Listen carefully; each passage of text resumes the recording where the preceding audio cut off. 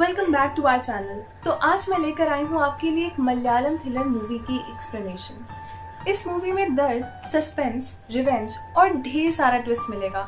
So grab your popcorn and let's start. कहानी शुरू होती है कोची से, जहाँ हम मिलते हैं अनवर हुसैन से, एक साइकोलॉजिस्ट जो एक क्रिमिनल से मिलने आया है जिसका नाम रवि है।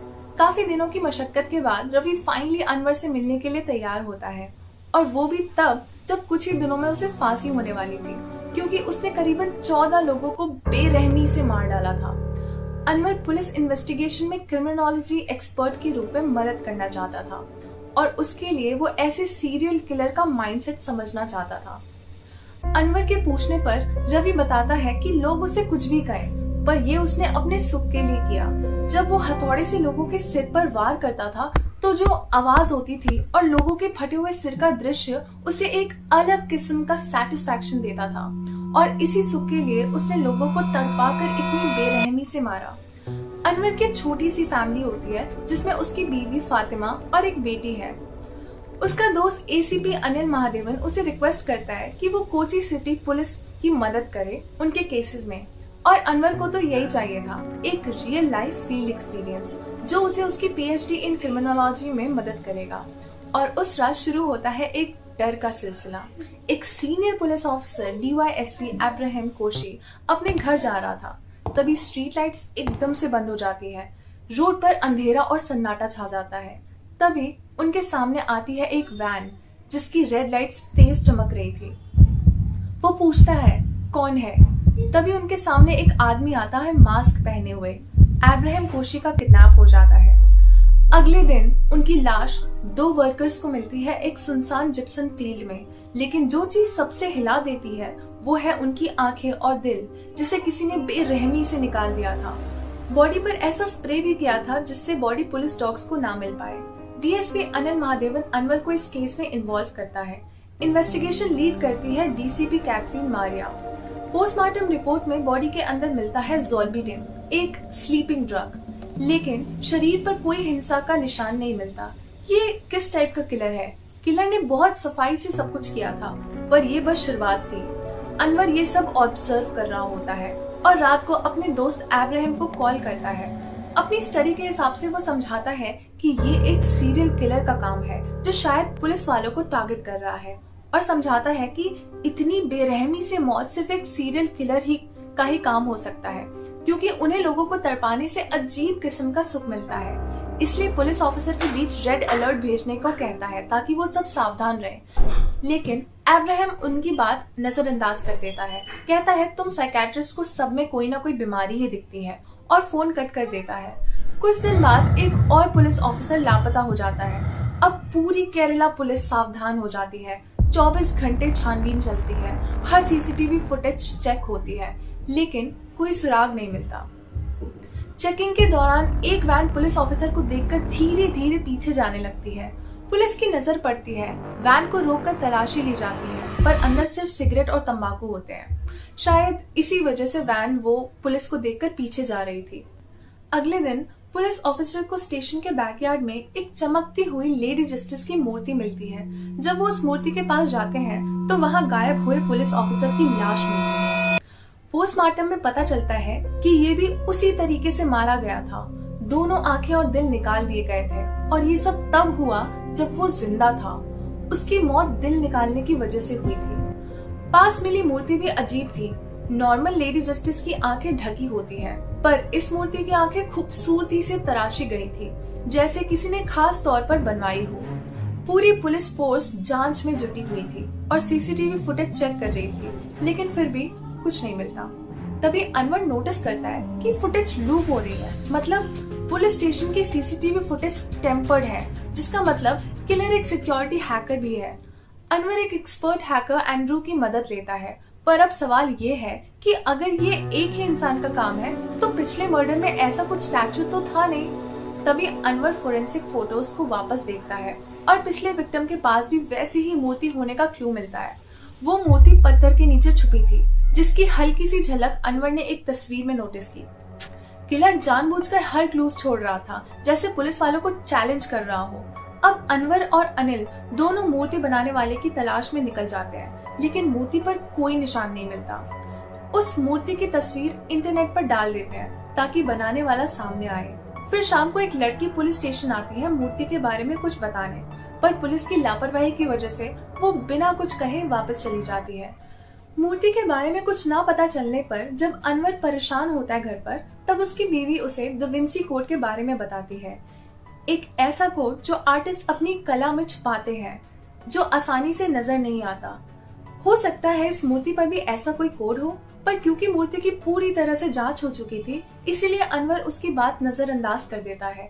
अगले दिन डीसीपी कैथरीन एक प्लान बनाती है। सारे ऑफिसर्स को दो के पैर में 100 मीटर के डिस्टेंस पर रात में घूमना होगा, क्योंकि किलर सिर्फ पुलिस को टारगेट कर रहा है। वो आज रात वार जरूर करेगा, इसीलिए ये जाल बिछाया जा रहा था। रात को कैथरीन जब रोड पे अकेली चल रही होती है, तब उसका ड्राइवर पल्सन उस पर स्कूटी से नजर रख रहा होता है। तभी वो दोनों नोटिस करते हैं कि एक वैन कैथरीन को फॉलो कर रही है। कैथरीन सावधान हो जाती है। तभी वो वैन उसके बगल में रुकती है और गेट खुलता है। अंदर कुछ आदमी नशे में होते हैं और वो कैथरीन को छेड़ने लगते हैं। तभी कैथरीन अपनी गन निकालती है और वो लोग डर के भाग जाते हैं। पर इन सब के बीच पल्सन से कैथरीन कनेक्ट नहीं कर पाती। जब वो पीछे मुड़कर देखती है तो उसके ड्राइवर की स्कूटी वहीं खड़ी होती है और ड्राइवर गायब। स्कूटर में एक हिडन कैमरा था जिसमें दिखता है एक आदमी भेड़िए के मास्क पहने हुए और साथ में एक और आवाज, मतलब किलर अकेला नहीं, टीम में काम कर रहा है। दूसरी तरफ अनवर के घर एक अमेज़न पैकेज आता है जो देखने में फ्रिज लग रहा था। अनवर की बीवी उसे कॉल करके कंफर्म करती है कि कहीं उसने कुछ ऑर्डर तो नहीं किया, पर अनवर को कोई आइडिया नहीं होता इसका। फातिमा वो रेफ्रिजरेटर बॉक्स रिसीव कर लेती है और जैसे ही वो खोलती है उसकी चीख निकल जाती है। अंदर होती है लाश, कैथरीन के ड्राइवर पल्सन की, उस मूर्ति के साथ। पुलिस वालों को उस डब्बे पर किसी के फिंगरप्रिंट्स मिलते हैं, एक कोकेन डीलर शामिर अब्दुल्ला के, जो जेल से 3 महीने पहले ही रिलीज हुआ था। अब वो लोग उसे ट्रैक करके एक कॉटेज पहुंचते हैं जहां उनकी सांसें रुक जाती है। शमीर की ममीफाइड बॉडी मिलती है, वो तो पहले ही मर चुका था। इसी बीच अनवर को लेडी जस्टिस की मूर्ति पर एक सिग्नेचर मिलता है, SD, जो एक आर्टिस्ट के इनिशियल्स हैं। उस आर्टिस्ट का नाम सुधाकर देवलोकम होता है। जब उसे पूछा जाता है तो वो बताता है कि उसने ऐसी 5 मूर्तियां बनाई थी 2 आदमियों के लिए। जब अनवर उससे उनका स्केच बनाने को कहता है तो वो आर्टिस्ट बताता है कि डिलीवरी के बाद उन्होंने उसकी आंखें छीन ली थी, कोई ड्रॉप्स डालकर। तभी उसकी बेटी आती है मैत्री। ये वही लड़की थी जो कुछ दिन पहले पुलिस स्टेशन आई थी मूर्ति के बारे में बताने। वो बताती है कि उसे धमकी मिली थी कि अगर उसने किसी को भी कुछ बताया तो उसे और उसके पिता दोनों को मार डालेंगे। अब अनवर समझ जाता है अभी 2 और मर्डर्स होने वाले हैं। एंड्रू के पास एक प्लान होता है जो वो सभी से शेयर करता है। वो बताता है कि हमारे फोन में अलग अलग सेंसर्स होते हैं, तो मैं एक ऐप बनाना चाहता हूँ जो ज्यादा हरकत होने पर सेंस कर ले और नोटिफिकेशन मिल जाए जब भी कोई खतरे में हो। ये प्लान एग्जीक्यूट होता है और ऐप सबके फोन में डाला जाता है। उसी रात शरद चंद्र को उनके घर से किडनैप किया जाता है, पर इस बार किडनैपिंग इतनी आसानी से नहीं होती है। किलर और ऑफिसर के बीच हाथापाई होती है और इसी में सबको अलर्ट पहुंच जाता है उस ऐप की वजह से।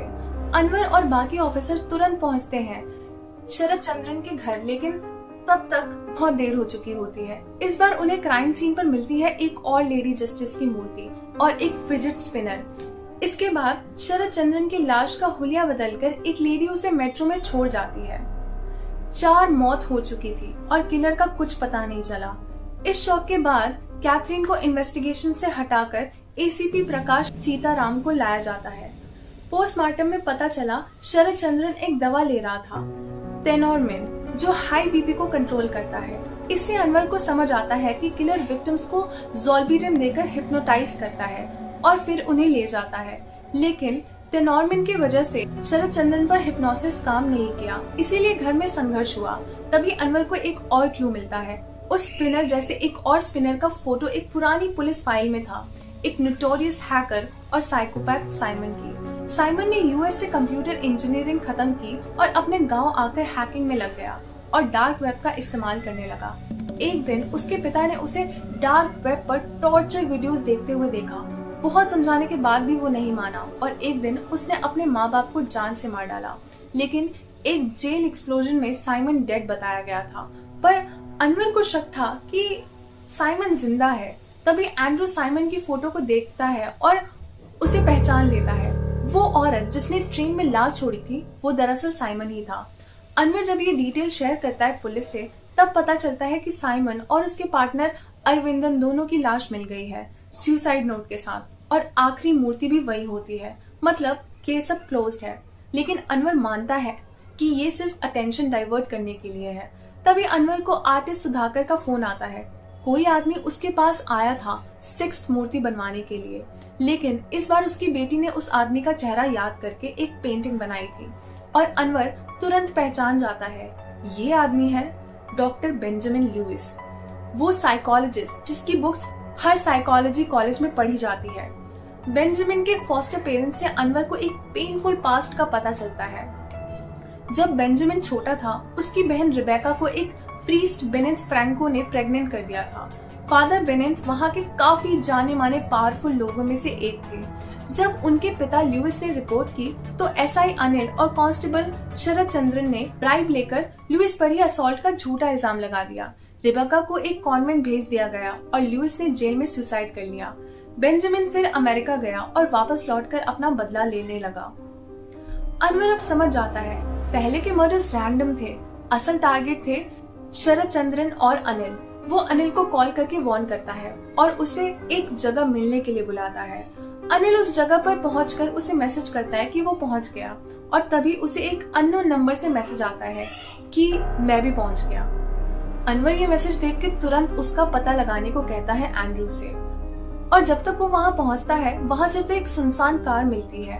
अनवर को तभी वहाँ एक ड्रोन दिखता है। वो दरअसल एक मैरिड कपल के फोटोशूट के लिए था। उस ड्रोन की मदद से वो बेंजामिन के वैन को ट्रैक करता है एक पिग फार्म तक। अनवर और कुछ ऑफिसर बेंजामिन को रोक लेते हैं, लेकिन वो उन पे हमला करता है, अनवर को चोक करता है और तभी कैथरीन आकर उसे बचाती है। बेंजामिन अरेस्ट हो जाता है लेकिन कुछ नहीं बोलता। अनवर फिर एक और ट्विस्ट सॉल्व करता है। जेल में जली हुई लाश जो साइमन की बताई गई थी वो असल में फादर बेनेथ की थी। बेंजामिन ने उससे भी मार दिया था। कोर्ट ले जाते वक्त बेंजामिन को पुलिस फेक इनकाउंटर में मार देते हैं। सब खत्म लगता है ना, क्योंकि किलर तो मारा गया। लेकिन नहीं, एक लड़की अनिल के फ्लैट में आती है। थोड़ी देर बाद वो चली जाती है और उसी वक्त अनवर अंदर जाता है और अनिल की लाश मिलती है। अनवर समझ जाता है ये काम रिबेका का था। जब वो लड़की जा रही होती है, अनवर खिड़की से चिल्लाता है रिबेका। लड़की रुकती है, पलटकर अनवर की तरफ देखती है और चली जाती है। अनवर उसे रोकता नहीं है। तो गाइस, ये थी कहानी अंजाम पथीरा की। अगर आपको ये कहानी पसंद आई हो तो लाइक, कमेंट और सब्सक्राइब जरूर करें, क्योंकि ऐसी ही स्टोरीज लेकर मैं वापस आती रहूंगी। Bye bye, thanks for watching.